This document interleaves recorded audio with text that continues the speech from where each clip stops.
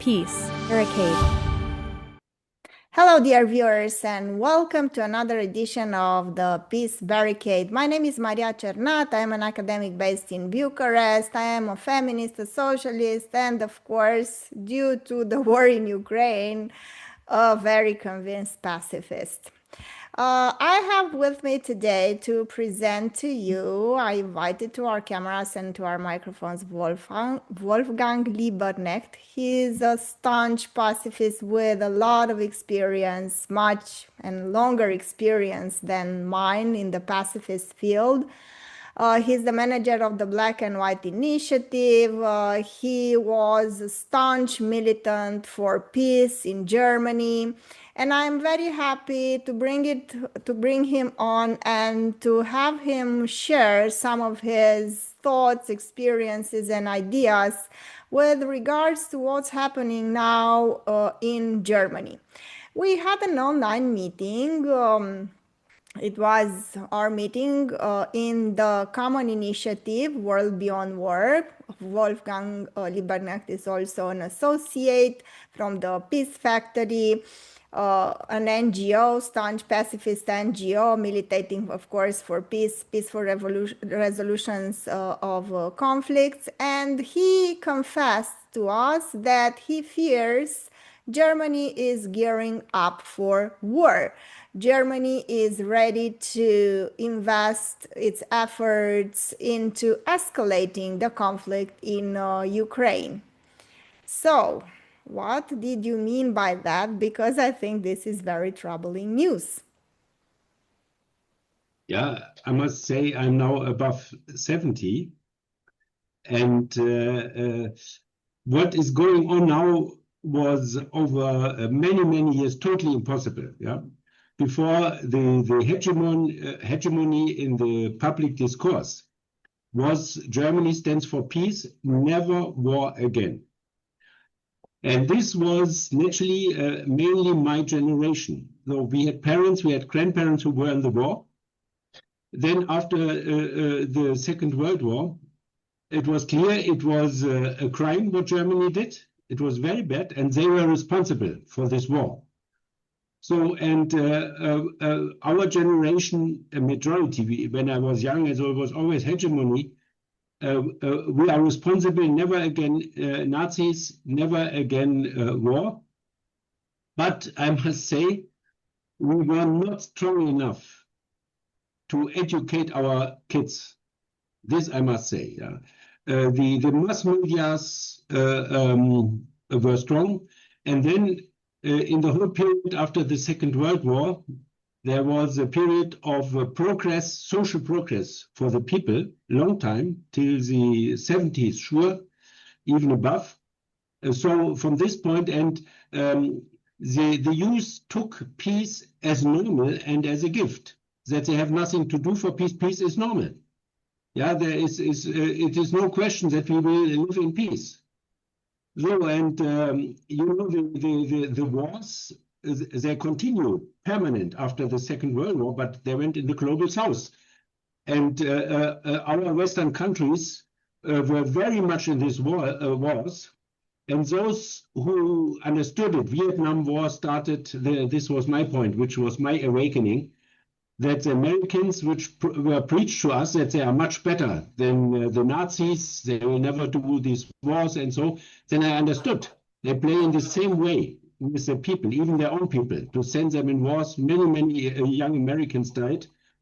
So I lost this, I understood that this narrative is wrong, that they are better. They play the same big power politics, continue, and I remember since 1945, it was already the plan, especially of the British, but also part of the Americans, to weaken Russia and try to Soviet Union, to weaken them, and they had very aggressive moves.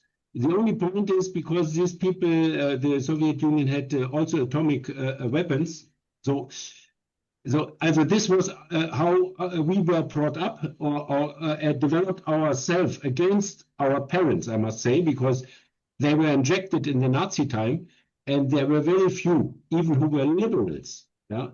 Most were so much injected, even our teachers. So we had to develop an opposition movement, and developed in 1968 and these years. But it came naturally, I must say, from the USA. There was a strong peace movement because these people, the young people, did not want to die in Vietnam. And from this flower power, make love not war, this was the principles we were brought up. But what I said, the mass medias were so strong. In the mass medias in Germany, our generation were more or less discriminated and filtered out of the medias. I must say, we had long-time critical voices, especially in the public television and radio. But step by step, they pushed them aside and have more or less in the main medias only people who swim with the majority or swim with the elites and don't question them.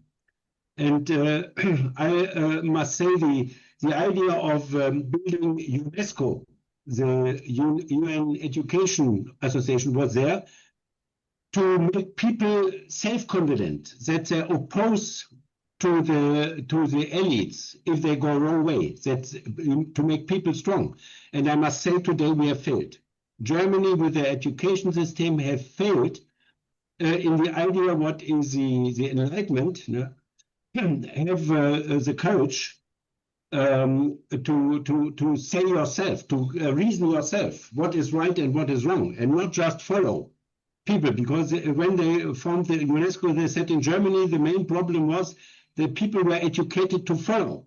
And if you get bad elites, aggressive elites, war elites who like war, then the people are just follow.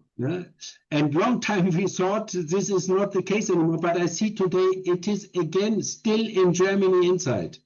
These people who are just obey those who are commanding and who don't risk to go in confrontation with them. Because maybe out of the reasons of their career, which is very important, but also you are discriminated. If you are a voice which have other opinions, maybe to Gaza, to Palestine, to Russia, they immediately discriminate you. They give you a name that you are a Putin understander, that you are on the side of Russia, and don't see that you are on the side of peace and justice. And this. But I think. Sorry to interrupt, Wolfgang, you know what I was thinking while you were talking? I was thinking that one of the main problems was the fact that you probably were not getting rid of Russophobia. I think it was an underlying problem, maybe, and now it resurfaced somehow in the German society. Do you think that might be a reason why this media propaganda advocating for war against Russia is so powerful today, because it was an underlying Russophobia? I think you are true. The big progress which Gorbachev achieved, because all what the West criticized on the Soviet Union, he said, okay, we stop it. And he gave them all what they wanted normally, but on the good values. He didn't understand they want something else. They want to dominate Russia, they want their resources, they want their markets. This he did not understand. He just thought that the West really stands for the values like freedom, liberty, free speech, and all this. And he believed, okay, I give you all a state of justice, a democracy, and all this. And then they made the Paris Declaration where they agreed, we do this now in whole Europe. Social justice, peace, and democracy. So, and on this way, why he gave them all, there was a time in the start of the 90s, end of the 80s, those people came up who said, no, we need one Europe, one Russia. I organized a partnership with the town near Moscow in this time, in the end of the 80s, start of the 90s. So we had big support in the society. Young people went there, invited Russians, they came in our families, we went in their families. And for me, I had very good experience. I saw the Russian are warm people. They welcomed us, even if we are Germans, because still from the Soviet Union is the ideas. The German elites are not the same as the German people. So they took it more from this point. That means they did not put so much blame on us and said, we don't want to have anything to do with you Germans. Mm-hmm. Yes. So in this time, this was the biggest success from my point from Gorbachev, that he destroyed somehow in this time the enemy picture, what here was in history strong. But now this time is over. Now we have the next generation. For us, our generation, it was, oh, this is over. This Cold War, this hatred. And even me, I thought we never get it again. Therefore, I mainly was engaged for the Global South, for justice, because I thought this with Europe, with Russia is gone. We stay together. We find a common way. So, and I did not understand that our elites, when they plan to weaken Russia and take over, more or less, the power, what they believe they can do, in corrupting, in buying, getting the resources and all this, what was their plan? Russia should be destroyed as a nation. I read when it failed. When Russia with Putin stood up, people who had contacts in Russia at this time, in the time of Yeltsin. The West, they bought the resources, they corrupted inside, they blocked alternative models for a more democratic economic system. They blocked it. I know one US person, it is called Jeffrey Sachs. He was an advisor at this time in Poland and in Russia.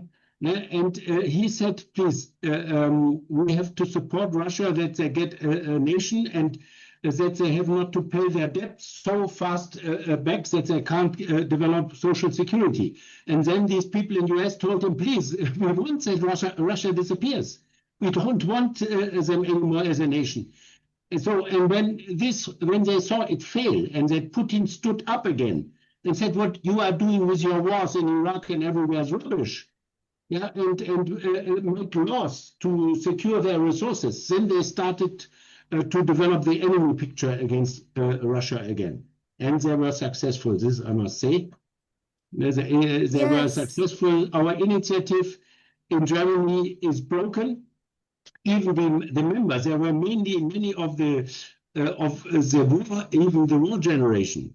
Those who said, yeah, we made wrong, and they wanted to develop new with Russia. But even they have contact to Russians. They were not able to defend themselves against this ideology that Russia is responsible for everything.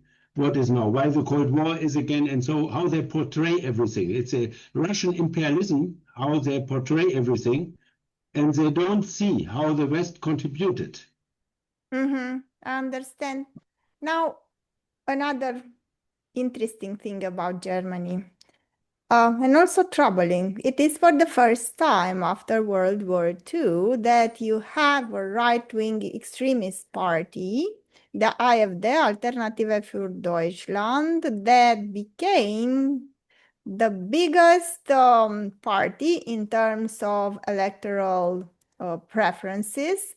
This party is the most popular now in Germany, and it is also something very, very interesting about this party in the sense that, and it also shows a lot of cultural progress, if I may say so, because even though it is deemed to be right-wing extremist, it is led by Alice Weidel, who is a lesbian, and she is married to a migrant, and they adopted children.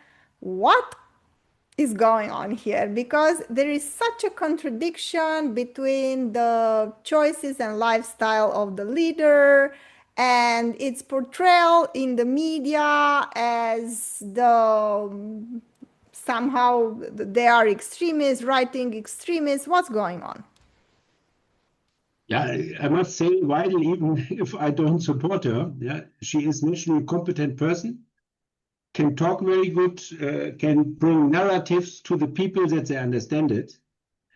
And the right wing was able to convince a lot of people that their main problem are the foreigners, the migrants. Like the Nazis did it with the Jews. Yeah? If we finish the Jews, then everything will be okay. And then they were able, again, to make a scapegoat.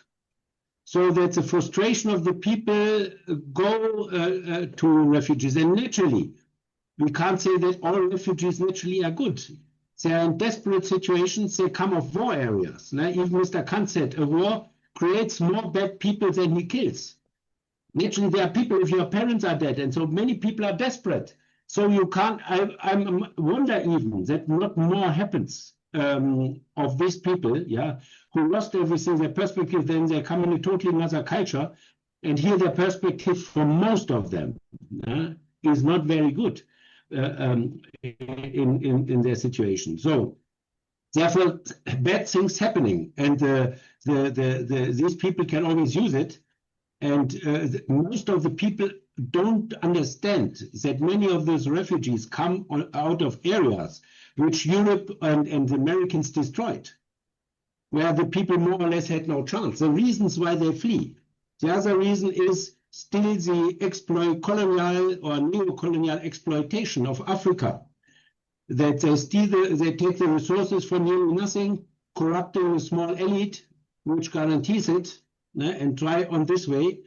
So, and people don't understand why the West, the neo-colonial system, block the development there, that this is the reason why people come here. And if you don't want that, this problem, then you have to cooperate with these countries that they come up and not block it. And this knowledge is not very strong. It came up in maybe 10 years ago. There was the idea to speak about the reasons why people flee and try to minimize them. But this debate is out.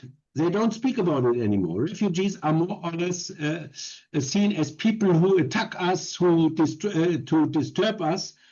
And the discussion that we first disturb them permanent in their countries, these people, with war, with exploitation, it is more or less out now. And this is the point, one of the reasons why AfD. Then we must say, on the other hand, AfD is in the thing of Russia, how Ukraine conflict. They have, beside the Bündnis Sarah Wagenknecht, BSW, they have, from my point, the best position. They say this is only in the interest of the US elite. Yeah, we are just, they destroy Europe. We destroy Europe ourselves with these policies of our elites. And this is all true. And they speak about it. And especially they are strong in the former DDR, because in the East there were not so many brains, their brain was not so many from the childhood. America is good, America is good. So we were brought up. And only a minority with the Vietnam especially awoke and went against it, yeah. But so the AfD, if I understand correctly, the AfD addresses the problem of economy and Europe going bankrupt over the conflict in Ukraine, and they want to solve it, or they want to push further for war, financing Ukraine? No, they are against war. Even some of them are against escalating the conflict with China. Some of them really, from this point, are the best voices, I must say, besides Sarah Wagenknecht. Yeah, this I must say. This it's like this, and especially in the East, they are hurt, where the people see Russia differently. They don't see one-sided. So Russia is responsible for everything. So especially there, they have, and especially the people in the former DDR said this unification policy was not good for them. It was more good for the West, but in their personal life, only a small elite, yeah, those who are good educated and so on, they made progress. They could speak free now, yeah, but the majority, the poorer part of the people, they saw what they promised us, we didn't get. You did not get social security, yeah, this high perspective. Maybe they have now nice towns, the centers which were before ugly, yeah, but for the perspective of the majority, it went in the wrong direction. No? And therefore, also they look for a change because they don't see a future. And then they vote for AfD because the mainstream parties, yeah, they say everything is good. No? Okay. They are for the status quo, and they say the status quo is fantastic. I understand that it is the AfD that is challenging the status quo. They challenge it. Thus, changes are necessary. No? I think this is a main point. No? And why they get support. And here in Western Germany, still the situation for the people is better. For many, even we have now here poverty, but growing poverty. But the problem will be, yeah, this our chancellor, this new chancellor, who is really one who escalates the confrontation with Russia. Now he said the social system is over. That means the main advantages we have after the Second World War, the social system, also let's say a social limited capitalism, yeah, but there really was progress there for the people and peace. They risk both now. They risk both. And, the Germans have an attitude to think that they are much stronger than they really are. So they lead us in 2 world wars, mainly. The First World War, they were not alone responsible. This I must say. It was one of them. But even then he thought, yeah, we are the Germans, the biggest we can. And second, sure. They had the idea, yeah, we are the army, or how they told the ethnicity, and we can rule the world. It seems still it is inside, and they are not realistic. They don't see that against Russia, West Europe has no chance. And yes, secondly, I understand. Yes, and please. if they would have a chance, yeah, then we get atomic, then it's end of mankind, because Russia will not tolerate that what Putin said. If we don't have Russia anymore, we don't need the world anymore. Yeah, then we go all together. We will not go alone. This stupidity of our elites that they don't see they have no chance. It was in Germany the same. Even when the Russians in the Second World War came nearer and nearer Berlin, they still said, no, we will win, we will win. We have wonder weapons, we will win. And they really could convince the people to go till the end. And actually then the repression was very strong against those who stood against them. No?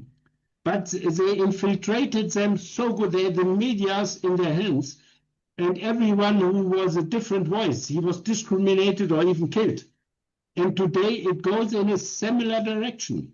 If you have other opinions, they don't report you in the news or even say you are a bad person and discriminate you, and they have the power through the medias. I must say. Yes, please. They have the power.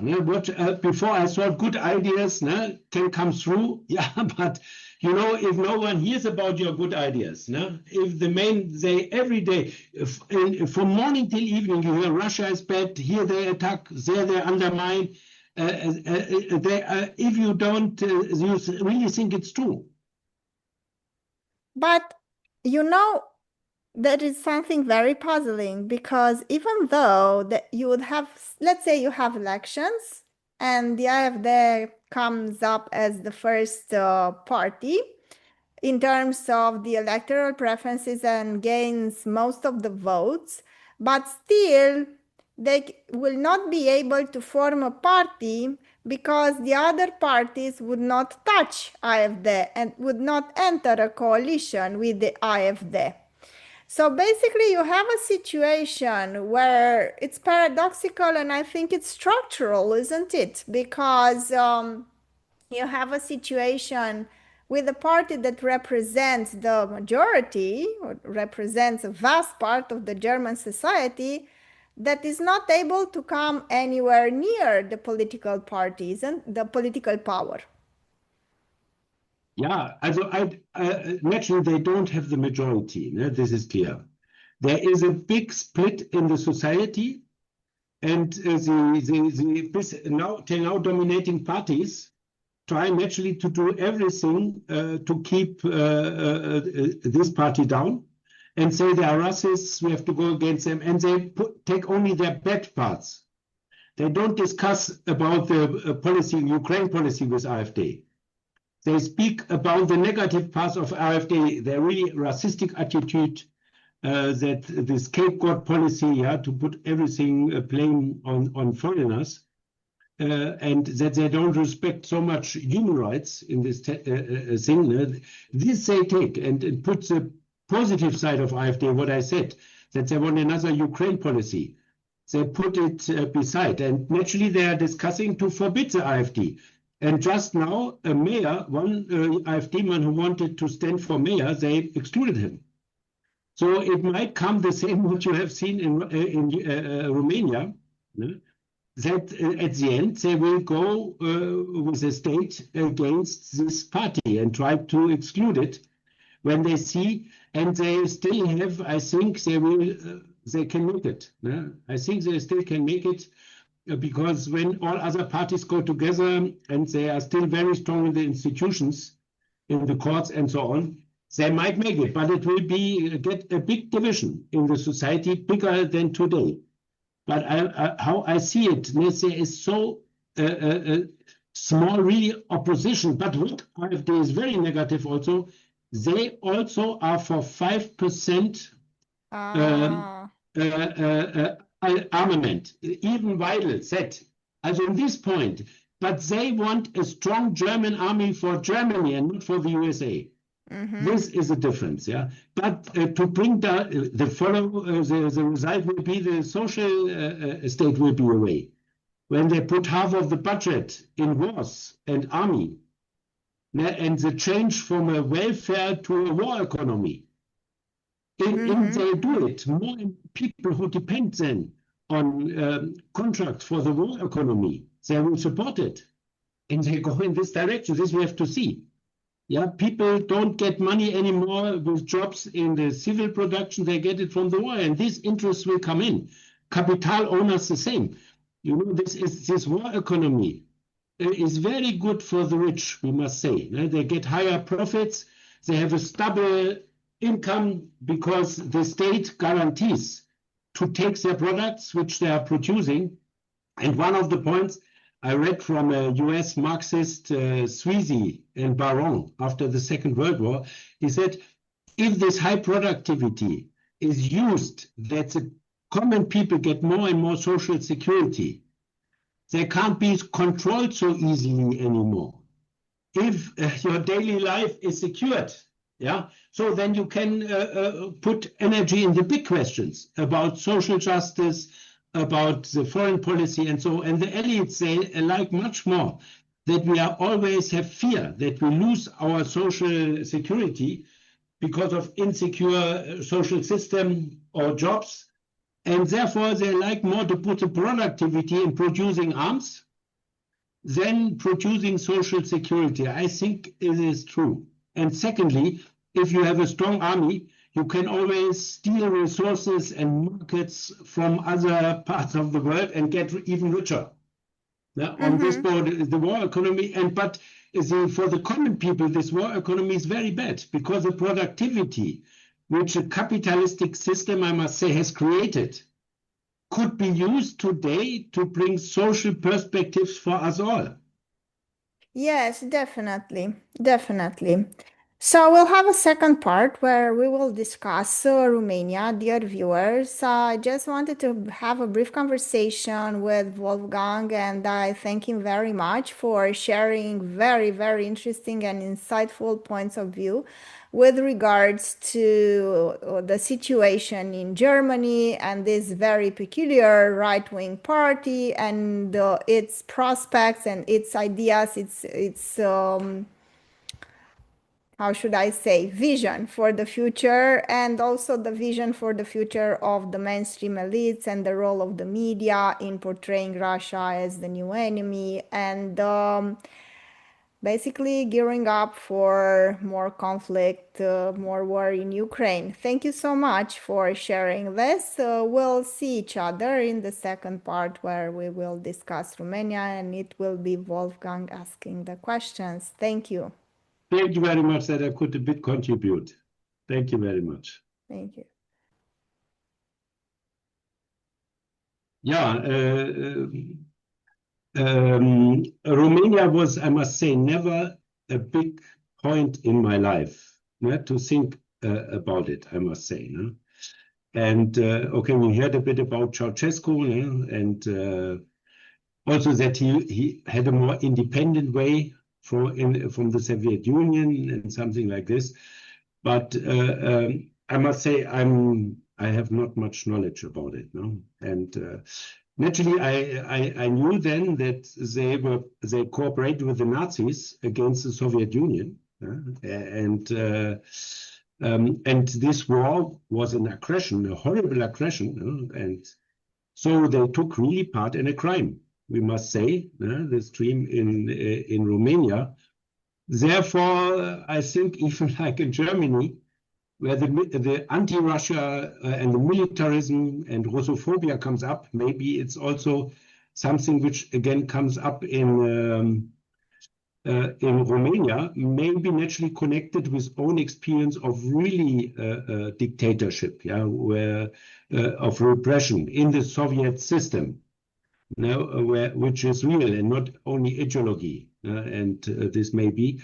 But I must say I liked it that you wanted to vote in a president who is against the war policy of the West, and especially at this time of the US and now the West Europeans, to bring this president. And I saw it as a step backwards that he was pushed out, even if maybe about these positions inside Romania, I don't know much. That he is portrayed as a right-wing, as a racist, and so on, as a religious fundamentalist.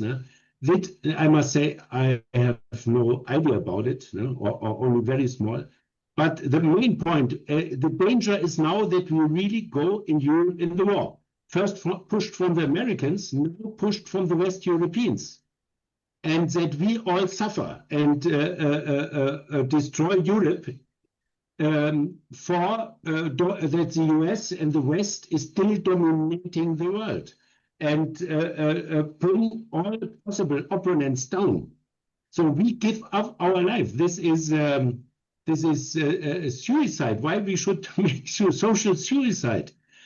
So we have to oppose. And I was very happy that in Romania this person came up and got support in the society. But I have seen then they were able to bring him down. How do you see this person, and how do you see the reaction since then? And are there no other people who follow this direction of anti-war and anti-NATO?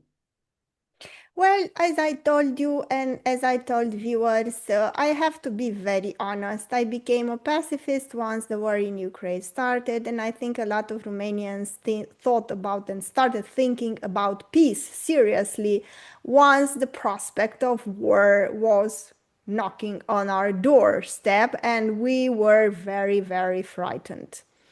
And I became a pacifist. I joined World Beyond War, and I tried to spread the message of peace. This is the main reason I am conducting these interviews. I am trying to use the little voice that I have to spread what I think is the right message. Now, I never would have thought either that such an eccentric leader would capture the imagination of the Romanian people and their aspirations. I am very torn in the sense that I do not agree with most of his ideas. I do not agree with some of the very extremist right-wing positions that he takes, because you talked about Romania's chapter in Romania's role in fighting along the Nazis against the Soviet Union in the World War II. And this is indeed true. And just think about it, this leader that is suddenly pro-peace with Russia is saying that one of the right-wing extremists that was the head of this movement in Romania, the legionnaires as they were called, the Iron Guard, said that this was a true leader, okay? And he somehow praised him for his bravery and so on and so forth, even though after World War II, a lot of the people that were members of the Iron Guard or were affiliated with this right-wing extremist political formation were sentenced and they were convicted for war crimes, as they should. I mean, it is often portrayed as some sort of communist revenge against the pure right-wing heroes of Romania, but it was not. These people were really inflicting and doing a lot of work crimes and inflicting harm on the Jewish population and Roma minority and other minorities in our country. They were not these angels that were somehow unfairly treated by the communists. And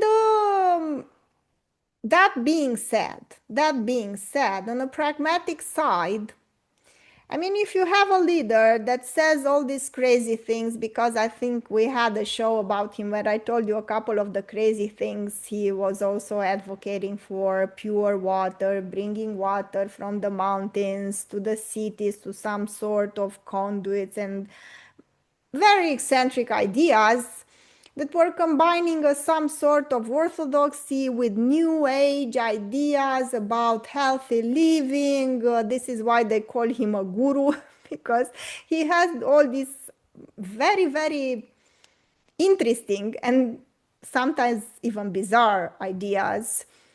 I never would have thought that he was the one to say really normal things in this context. I mean, we live at a time where you have what you would normally deem the most bizarre political personalities, you know, saying the most normal things about the war in Ukraine, that we should search peace, we should search for a negotiation, we should search a ceasefire, at least that people won't die anymore, we should stop the bloodshed. I mean, you have an eccentric president like Trump saying these things. You have an eccentric political personality like Călin Georgescu in Romania saying these things. And if Romanians went for it, it means that it really struck a chord, and it means that Romanians are really afraid of going to war, because we are a population that was abused, that was destroyed by what I called an economic war waged against us. The restoration of capitalism meant a civilizational downgrade, and it meant the destroying of the social state, the destroying of factories, of industry, of jobs, and everything else. It led to the migration of 5 million people. I mean, it's worse than a war. And also it's very subtle, you know, this type of conflict that was waged against poor people. Even though it was not intentionally, probably it was not with guns, this is what resulted out of it, a total disaster. So I think Romanians are really scared of war and are really desperate not to enter into a direct confrontation. But at the same time, Russophobia was heightened up, was amplified, like in Germany, by the media, which functioned as a pro-war propaganda machine that excluded most of the critical voices, that placed very bad labels, very negative labels on those who tried to oppose the mainstream narrative. And now we had the idea that we barely escaped the Russians because Călin Georgescu was Russia's man. They were going to plant him here in order to prevent Romania from supporting the just cause of Ukraine with a lot of weapons, money, and all support for the refugees. He was going to prevent us from taking this very morally just position in international relations against Russia's aggression. They were going to destroy our livelihoods. They were going to take our property. They were going to, I mean, I actually heard very intelligent people, very informed people. For instance, Alina Mungiu Pipidi is one of the most academic and top researchers in Romania that taught in Germany for years and now teaches in Italy. She published a lot of books. She actually came on TV saying that if these people come to power, they are going to steal our houses, our cars, and they are going to destroy our livelihoods. Okay? I don't know what's going on. I mean, I'm still wrapping my head around it because then came the December 6th, the annulment of elections. Călin Georgescu was pushed out and the elections were annulled due to the so-called Russian interference. And the secret services produce some reports, but you don't have something clear saying this is the Russian person, company, agency, whatever, secret service. This is the money. It came from them. It went to these persons. These persons are affiliates of Călin Georgescu. He met Călin Georgescu. They signed an agreement. I mean, it was not something very, very tangible and very specific, okay? It was the report of the secret services saying that it was Russian meddling. I am still waiting to see this very specific evidence that they have to provide in order to support this claim. But okay, we escaped the Russians, then what?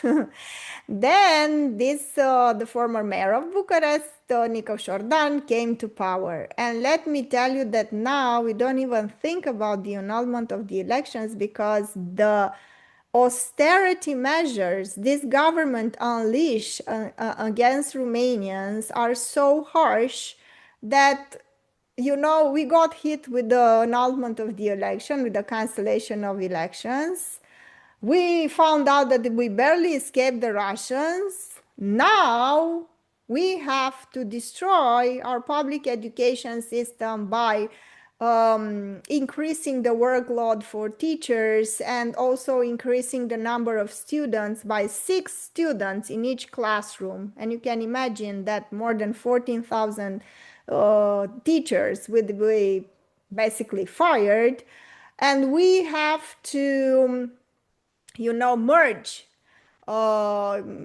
schools in the rural areas, and we know that it is very difficult for the mayors to provide public transportation for children, and these children will be basically left outside the public education system.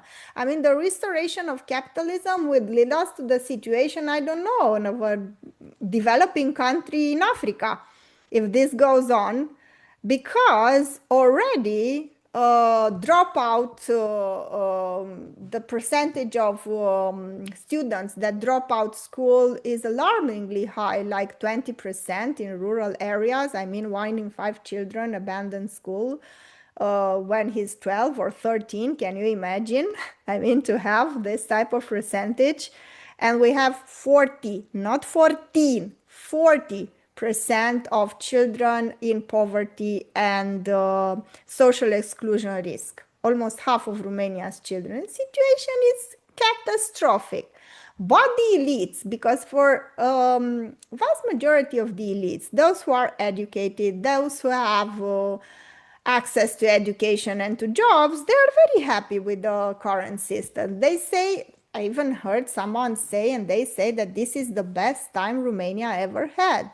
I don't know on what planet these people live, because for me, I'm watching Romania as the Titanic going straight, you know, for disaster. And I don't know what's gonna happen. I'm telling you, I keep wrapping my head around it, but I consider this to be, and the only theoretical perspective I can bring to the table to explain what's going on is Michael Parenti and the analysis of neo-imperialists, we have a very useful oligarchy, intellectual, academic, activist, and political on top, who is doing the bidding of power centers outside our country, and they are acting like this middleman between the master and the slave, you know, and this is the middleman. This is how I see today's Romania's elites, intellectuals, activists. They act like this middleman between the power center and the population, and they do as they told. And just imagine, if this is not economic war, I don't know what else is. They decided, even though Romania has a very serious demographic problem in the sense that birth rates are plummeting due to the dire economic and financial circumstances, so they decided what? Our politicians, to make young mothers, those who just gave birth to a baby and are on maternity leave, they took their medical insurance, Wolfgang. I mean, if this is not an economic war, and if this is not a crime, I'm sorry to use this word, but I think it's preposterous. I mean, to hurt the most vulnerable of the most vulnerable members of society, and that is a woman that just gave birth to a baby, is unthinkable. And at the same time, under the pressure of all sorts of foreign investors association, the association of entrepreneurs and whatever, all sorts of associations from the private sector, the Romanian government decided of giving up a tax for corporations of 1%, because what do corporations do in Romania is hide their profit. I have to explain a little bit. And in the end of the year, even though we are told that the state is a poor and bad administrator, it turns out the private companies are the ones who say at the end of the year that they have no profits. Because if they say they have no profits, then you can't tax them because you deduce the tax from the profit. So the former Romanian government, the Social Democrats, came up with the idea to put a 1% tax on the money they circulate, you know, in their enterprise. And it was because this is not possible, you cannot hide this. Just a second, because I want to give you the exact term. How do you translate this? Turnover or revenue. So this is not the profit, but it's the company's turnover. I mean, the amount of money they circulate, you know, in their company, because these are huge companies like Starbucks, IKEA, you know, all the rest, very, very important companies that have huge financial transactions, and a lot of money goes through their company, but surprise, surprise, at the end of the year, they say they have no profits, so they have to pay no taxes. And the Romanian government, while taking the medical insurance for young mothers, decided to give up even this 1%, it is very little, this 1% tax on the turnover for major corporations. I mean, it's unthinkable. I don't know if this government is going to be able to pull it off, but I think we now entered a phase where we don't have politicians, we have administrators. The power centers are someone else, and these people are here to administrate the chaos and to do whatever they are told with no regard to their political future, because they have probably their future, you know, ensure that they have all sorts of advantages that they personally would not suffer. And then another government will come and that they will do the same. I don't think we are in a situation where we can really elect an independent or some leaders. We elect administrators, okay? They administer the chaos, the destruction, and they are the heads of this war that is waged against the Romanians. Yeah, and this is the current situation. This is how I see it. Yeah, maybe a lot of Africa, there's the same. The rich elites of the West corrupt a small part of the society, and these people take it because it's a chance to come up, but they give up the society. And this is how this system works. We in the Western countries, a bigger part of the population has profit from it. Yeah, we have a bigger part have social security in these colonized countries, more or less neo-colonized. There's a smaller minority. The big part is suffering. Yeah, and our problem is that we are not connected. The poor part of those countries and our countries. We have to connect us and develop from the ground an understanding and knowledge about each other and see how we support us, because these elites, they cooperate. They both make profits. Maybe they are also invested in the big companies themselves, that they have their shares and their profits. So even personally, they are benefiting from this cause. And so it is like this. And yeah, for us, we have to see the positive chances we have today. We have international languages, we have the internet. So normally the common people can come better together. And this is a very big task, what we have to do, to see how we develop relations on the ground, all the common people, exchange our knowledge, our ideas. And for me, example, there are a lot of critical US people like Jeffrey Sachs, Scott Ritter, and others. And we are benefiting through internet. Otherwise, you would not hear about it. In the old system, I would not get their knowledge. Nearly impossible. Yeah, because I was a journalist, and the chief always decided what comes in and what comes not in. I can have ideas. No one would hear it. So this chance we have to use, and this unified Europe, which was a progress that we are not, but we should use it. But you know, our foreign minister Genscher, he said he had really the hope in the Gorbachev time we got one Europe. There was a part of the German elites who believed, and it was naturally also would have been very good for them to get the Russian resources. But then he said later, I did not understand. They just wanted to put the division from the middle of Europe to the border of Russia. One of his last interviews I saw in television, then he understood. This was not a plan to get a common Europe for the people, which was the idea of Gorbachev. There were Americans who liked it, but they were in a minority. And the others saw, okay, now we can take over for our elite and not for the common people. What was the idea of Gorbachev? So, and it's hard for us, but we have to see where are our chances to unite, to exchange our knowledge, and we are depending on each other even to survive. Now, because of atomic weapons, because the West doesn't want to give up his 500 years of domination of this world.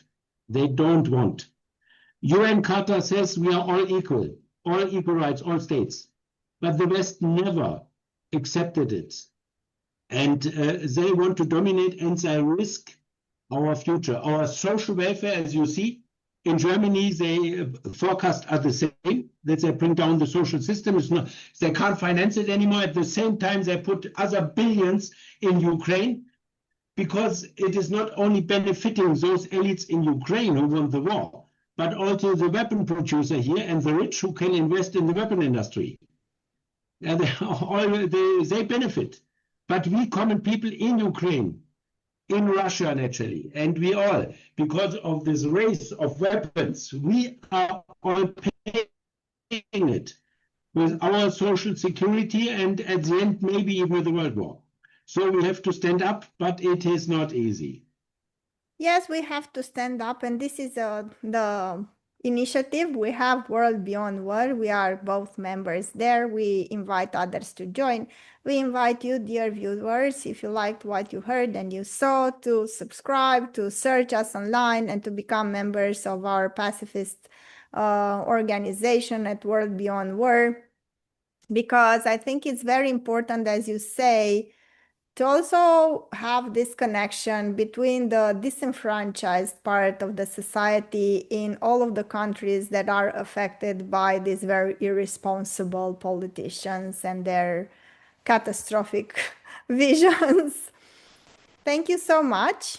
And this is it for today. Hope to see you soon. Okay, thank you very much. Thank you. Peace Barricade.